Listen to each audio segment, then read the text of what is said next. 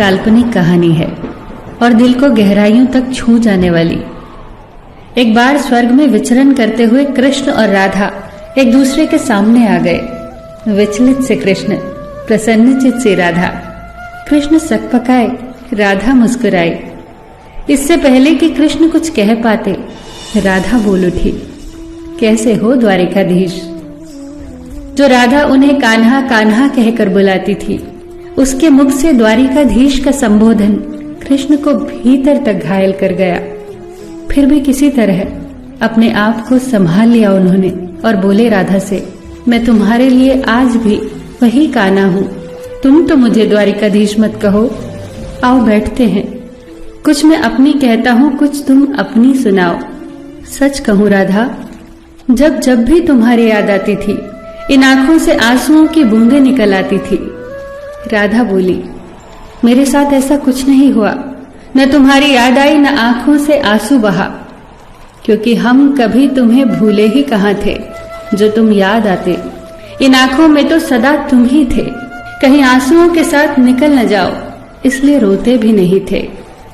कान्हा, प्रेम से अलग होने पर तुमने क्या खोया, इसका एक आईना दिखाऊं तुम्हें। कुछ कड़वे सच प्रश्न सुन पाओ तो सुनाऊं। कभी सोचा है इस तरक्की में तुम कितने बिछड़ गए। यमुना के मीठे पानी से जिंदगी की शुरुआत की और समुद्र के खारे पानी तक पहुंच गए। एक उंगली पर चलने वाले सुदर्शन चक्र पर भरोसा कर लिया और 10 उंगलियों पर चलने वाली बांसुरी को भूल गए। कान्हा, जब तुम प्रेम से जुड़े थे तो जो उंगली गोवर्धन पर्वत उठाकर लोगों को विनाश से बचाती थी, प्रेम से अलग होने पर वही उंगली क्या क्या रंग दिखाने लगी। सुदर्शन चक्र उठाकर विनाश के काम आने लगी।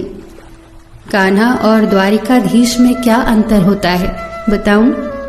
कान्हा होते तो तुम सुदामा के घर जाते, सुदामा तुम्हारे घर नहीं आता। युद्ध में और प्रेम में यही तो फर्क होता है। युद्ध में आप मिटाकर जीतते हैं और प्रेम में आप मिटकर जीतते हैं। कान्हा, प्रेम में डूबा हुआ इंसान दुखी तो रह सकता है, पर किसी को दुखी नहीं कर सकता। आप तो कई कलाओं के स्वामी हो, स्वप्न दूरदृष्टा हो, गीता जैसे ग्रंथ के दाता हो, पर आपने ये क्या निर्णय लिया? आपने अपनी पूरी सेना कौरवों को सौंप दी और अपने आप को पांडवों के साथ कर लिया। सेना तो आपकी प्रजा थी, राजा तो पालक होता है, उसका रक्षक होता है। आप जैसे महाज्ञानी उस रथ को चला रहे थे जिस पर बैठा अर्जुन आपकी प्रजा को ही मार रहा था। अपनी प्रजा को मरते देख आप में करुणा नहीं जगी, क्योंकि आप प्रेम से शून्य हो चुके थे। आज भी धरती पर जाकर देखो, आपकी द्वारिकाधीश वाली छवि को ढूंढते रह जाओगे। हर जगह, हर मंदिर में मेरे ही साथ खड़े नजर आओगे। मैं जानती हूं कान्हा, लोग गीता के ज्ञान की बात करते हैं, उसके महत्व की बात करते हैं, पर धरती के लोग युद्ध वाले द्वारिकाधीश पर नहीं, प्रेम वाले कान्हा पर भरोसा करते हैं। गीता में मेरा दूर दूर तक नाम नहीं है, पर आज भी लोग उसके समापन पर राधे राधे कहते हैं।